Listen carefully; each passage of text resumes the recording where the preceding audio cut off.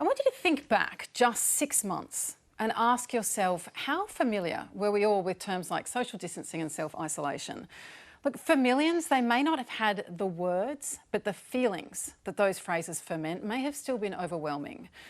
We are living through an epidemic of loneliness, and while COVID has exacerbated this for many, technology has conversely made it easier than ever to make connections. So why, despite being the most well-connected generation in history, is the sting of loneliness being disproportionately felt by young people? The Drum's Ruby Cornish has more.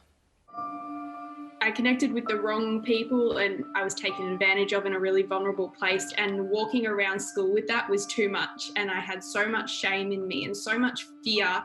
Throughout her teenage years, Amy Thayer struggled with anxiety, depression and an eating disorder, and withdrew from her social world. Nothing has hurt more than the deep guttural feeling of being alone and feeling like you have no one around you to support you. But in feeling so alone, she wasn't alone. Last year, a survey of more than 1,500 people aged 12 to 25 in Victoria found that 1 in 2 felt lonely either sometimes or always. Young adults in particular reported high levels of loneliness, social anxiety and symptoms of depression. What was really surprising, and this is something that I would not have hypothesized, was actually the 18 to 25-year-olds seem to be more vulnerable. Loneliness is not just a mental health problem. We have a lot of emerging robust evidence now that says that loneliness has detrimental negative physical health conditions as well as mental health conditions. As a health risk, being lonely is worse than not exercising, as harmful as being an alcoholic, and equivalent to smoking 15 cigarettes a day. Research on mice suggests that isolation makes us less empathetic and prone to aggression. The rise of the internet and the intoxicating power of social media are obvious culprits. By the age of 12 to 13, Aussie kids spend up to 30% of their waking hours in front of a screen. But Michelle Lim says it's not that simple. Social media tends to be, a scapegoat of the problems that we have with loneliness, but loneliness is actually a consequence of multiple risk factors. What we do have to do is encourage young people to use them in more positive and helpful ways. Times when I've been able to put away my phone and just connect with the people around me, my family and all that kind of stuff, it's way more valuable than anything that I could get off my phone. In her new book, The Lonely Century, Noreena Hertz argues that the loneliness crisis well predates digital technology. 35, Murph. She points to 1980s neoliberalism, with its emphasis on self-reliance and competition as having created widespread feelings of powerlessness and invisibility. Hertz also links feelings of exclusion and abandonment with the rise of right-wing populism, arguing that leaders are exploiting those feelings by convincing people they feel lonely because they've been abandoned. The causes and consequences of loneliness are right at the heart of the biggest political and social questions our society faces. To date, it has been populist politicians who've understood this best, in particular those on the right. For more on this, we're joined in London by the author of The Lonely Century, How to Restore Human Connection in a World That's Pulling Apart, Noreena Hertz. Noreena, welcome to The Drum. Thank you for having me on, Julia. Now, it's a fascinating book. I found it in equal parts disturbing and galvanising, which I think was your intent. It's also very sad. You've also got stories about people paying for people to be their friend, to walk with them around Manhattan for a day. You've got stories about people knitting beanies for their robots and taking their Roomba, little vacuum cleaners on holidays with them. Can you tell us about the story of Carl in California?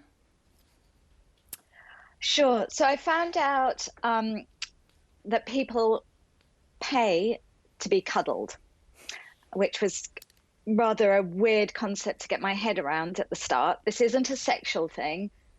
This is people literally paying to be held, craving intimacy.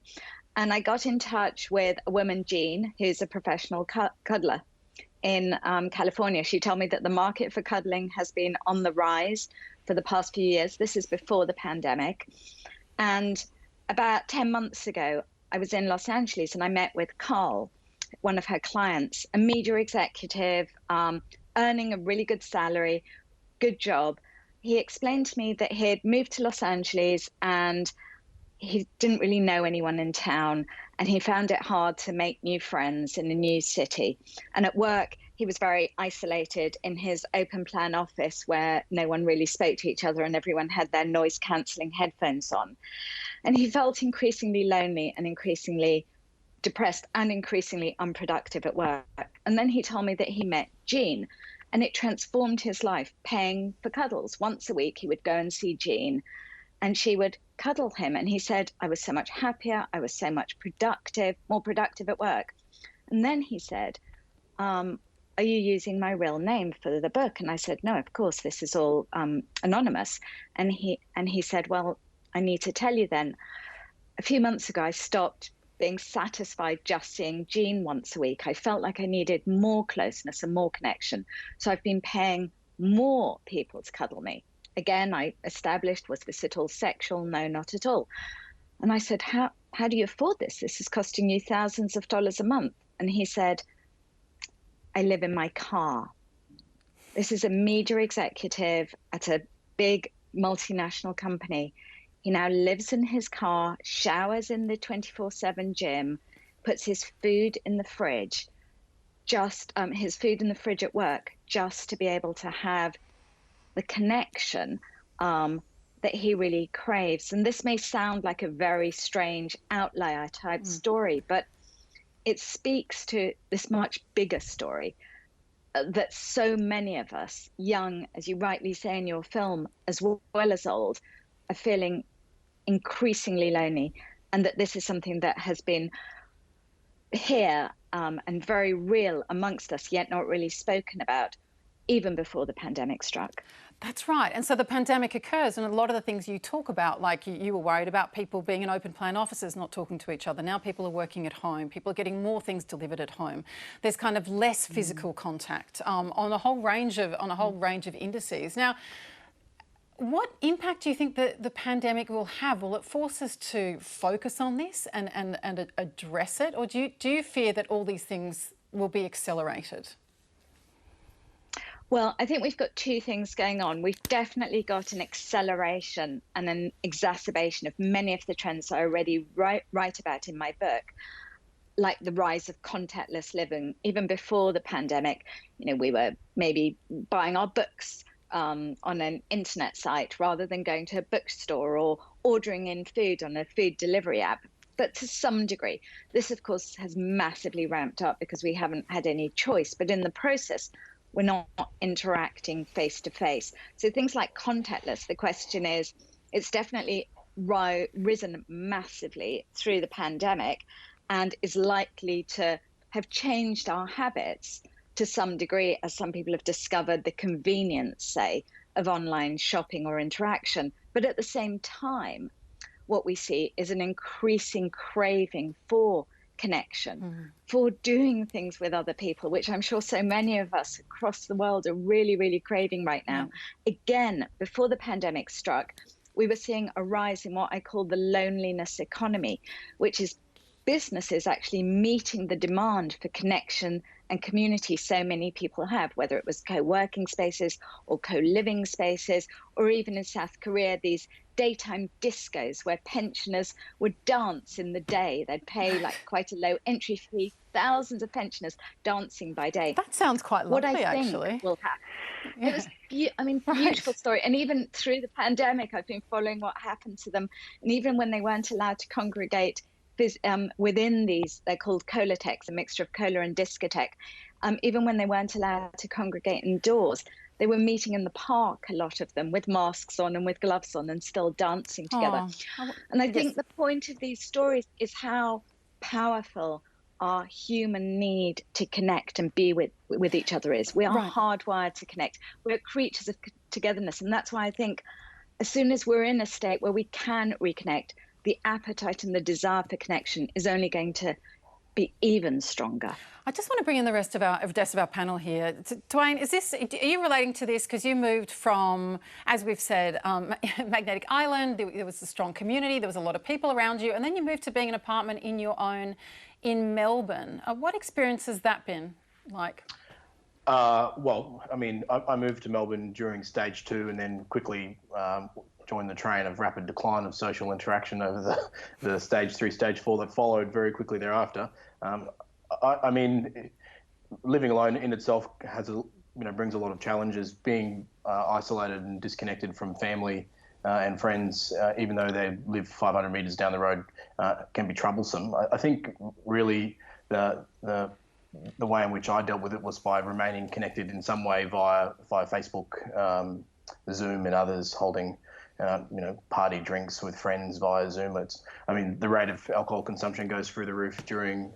I understand you learned isolation. how to make a very good margarita. Oh, look, I make a fantastic margarita as a result of. I'm a mixologist to some extent. Yeah. Not that I'm encouraging people to deal with their isolation. No, you also bought a PlayStation, I think. So there's. I bought a PlayStation for the first time. I don't know if it was a good decision. I'm terrible at it. But, hey, can I bring in you, Hamish?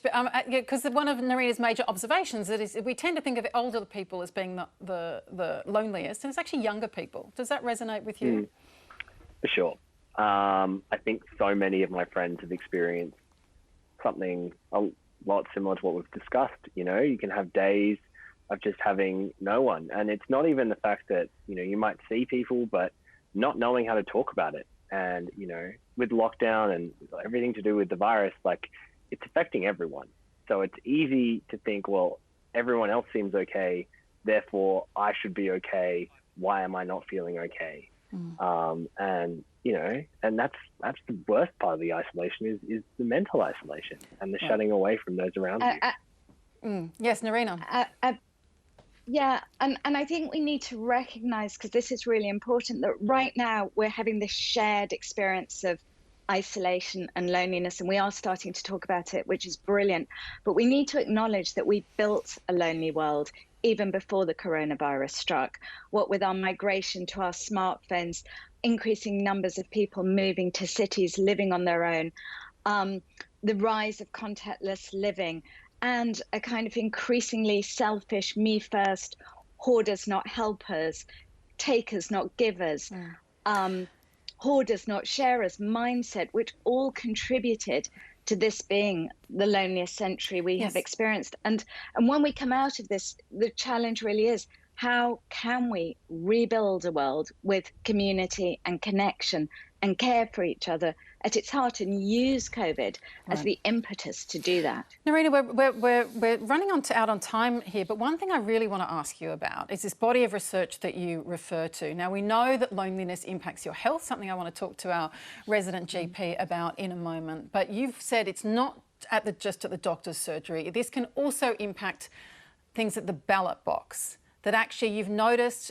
this a mounting body of research talking about people who are lonely being less likely to be empathetic, being more hostile to other groups of people, and actually voting or being drawn to more right-wing populist groups. Can you explain that for our audience?